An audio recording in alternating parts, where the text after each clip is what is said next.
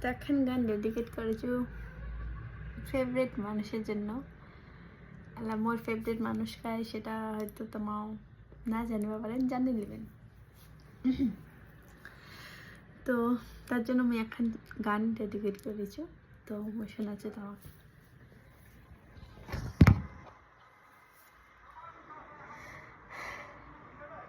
तेरे लिए ही जिया मैं खुद को जो यूं दे दिया है, तेरी वफा ने मुझको संभाला, सारे गमों को दिल से निकाला, तेरे पास बहा है वजूद मेरा,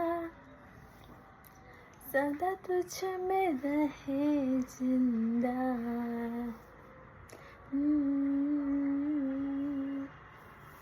कैसे बताओ ना गान को।